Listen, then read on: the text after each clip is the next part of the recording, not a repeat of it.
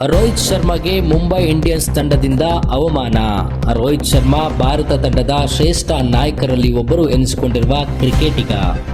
T20 ವಿಶ್ವಕಪ್ ಗೆದ್ದ ಬಳಿಕ ಅವರ ನಾಯಕತ್ವದಲ್ಲಿ ಭಾರತ ಚಾಂಪಿಯನ್ಸ್ ಟ್ರೋಫಿ ಕೂಡ ಗೆದ್ದಿಕೊಂಡಿದೆ. ಇದಕ್ಕೂ ಮೊದಲು ಮುಂಬೈ ಇಂಡಿಯನ್ಸ್ ತಂಡದ ನಾಯಕರಾಗಿದ್ದ ರೋಹಿತ್ ಶರ್ಮಾ 5 ಬಾರಿ ತಂಡವನ್ನ ಚಾಂಪಿಯನ್ ಮಾಡಿದ್ದಾರೆ. ಆದ್ರೆ 2024ರಲ್ಲಿ ಮುಂಬೈ ಇಂಡಿಯನ್ಸ್ ತಂಡದಲ್ಲಿ ಎಲ್ಲವೂ ಅಯೋಮಯವಾಗಿತ್ತು. ನಾಯಕ ರೋಹಿತ್ ಶರ್ಮರನ್ನ ಕೆಳಗಿಳಿಸಲು ಗುಜರಾತ್ ತಂಡದಿಂದ ಟ್ರೆಂಡ್ ಆಗಿದ್ದ ಹಾರ್ದಿಕ್ ಪಾಂಡ್ಯರನ್ನ ನಾಯಕರನ್ನಾಗಿ ಮಾಡಲಾಗಿತ್ತು. ಇದು ಸ್ವಂತ ಮುಂಬೈ ಇಂಡಿಯನ್ಸ್ ಅಭಿಮಾನಿಗಳನ್ನ ಕೆರಳಿಸಿತ್ತು. ಹಾರ್ದಿಕ್ ನಾಯಕತ್ವದಲ್ಲಿ 2024ರ ಆವೃತ್ತಿಯಲ್ಲಿ ಮುಂಬೈ ಇಂಡಿಯನ್ಸ್ 10ನೇ ಸ್ಥಾನದಲ್ಲಿ ಪಂದ್ಯಾವಳಿಯನ್ನ ಮುಗಿಸಿತ್ತು. 2025ರ IPLಗೆ ಮುನ್ನ ತಂಡದಲ್ಲಿ ಸಾಕಷ್ಟು ಬದಲಾವಣೆ ಮಾಡಲಾಗಿತ್ತು. ನಿಧಾನಗತಿಯ ಓವರ್ ರೇಟ್ಗಾಗಿ ಹಾರ್ದಿಕ್ ಪಾಂಡ್ಯಗೆ ಒಂದು ಪಂದ್ಯದಿಂದ ನಿಷೇಧ ಹೇರಲಾಗಿತ್ತು. CSK ವಿರುದ್ಧ ಮೊದಲ ಪಂದ್ಯದಲ್ಲಿ ಸೂರ್ಯಕುಮಾರ್ ಯಾದವ್ ನಾಯಕರಾಗಿದ್ದಾರೆ. ಮೊದಲ ಪಂದ್ಯದಲ್ಲೇ ರೋಹಿತ್ ಶರ್ಮಾ 0ಗೆ ಔಟ್ ಆಗುವ ಮೂಲಕ ನಿರಾಸೆ ಮೂಡಿಸಿದ್ರು. ರೋಹಿತ್ ಶರ್ಮಾಗೆ ಅವಮಾನ.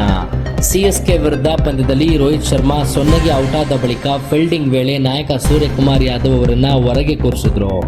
ಅವರ ಬದಲು ಇಂಪ್ಯಾಕ್ಟ್ ಆಟಗಾರನಾಗಿ ವಿಘ್ನೇಶ್ ಪುತ್ತೂರ್ ಬಂದ್ರು. ಮೊದಲ ಪಂದ್ಯದಲ್ಲಿ ಹಾರ್ದಿಕ್ ಪಾಂಡ್ಯ, ಜಸ್ಮಿತ್ ಬೂಮ್ರಾ ಮೊದಲ ಪಂದ್ಯದಿಂದ ಹೊರಗುಳಿದಿದ್ದಾರೆ. ಮೊದಲ ಬ್ಯಾಟಿಂಗ್ ಮಾಡಿದ ಮುಂಬೈ ಇಂಡಿಯನ್ಸ್ 155 ರನ್ ಕಲೆ ಹಾಕಿತ್ತು. ಕಡಿಮೆ ಮೊತ್ತವನ್ನ ಡಿಫೆಂಡ್ ಮಾಡುವಾಗ ಮೈದಾನದಲ್ಲಿ ರೋಹಿತ್ ಶರ್ಮಾ ಅವರಂತ ಅನುಭವಿ ಇರುವವರು ಮುಖ್ಯವಾಗುತ್ತದೆ. ಆದರೆ ನಾಯಕ ಸೂರ್ಯ ರೋಹಿತರನ್ನೇ ಹೊರಗೆ ಕೂರಿಸಿದ್ದು ಅಚ್ಚರಿಗೆ ಕಾರಣವಾಗಿದೆ. IPL ಮತ್ತು ಚಾಂಪಿಯನ್ಸ್ ಲೀಗ್ ಸೇರಿದಂತೆ ಮುಂಬೈ ತಂಡವನ್ನ 6 ಪ್ರಶಸ್ತಿಗಳನ್ನ ಗೆಲ್ಲಿಸಿದ ರೋಹಿತ್ ಶರ್ಮಾ ಹಲವು ಪಂದ್ಯಗಳಲ್ಲಿ 1 ರನ್ನಿಂದ ಕೂಡ ಗೆದ್ದಿದ್ದಾರೆ. ಅಂತ ಅನುಭವವನ್ನೇ ಹೊರಗೆ ಕೂರಿಸಿದ್ದು ಅಭಿಮಾನಿಗಳಿಗೆ ಸರಿ ಕಾಣಿಸುತ್ತಿರಲಿಲ್ಲ. ಹಾಗಾದ್ರೆ ಫಿಟ್ನೆಸ್ ಸಮಸ್ಯೆಯಿಂದ ಹೊರಗುಳಿದ್ರ?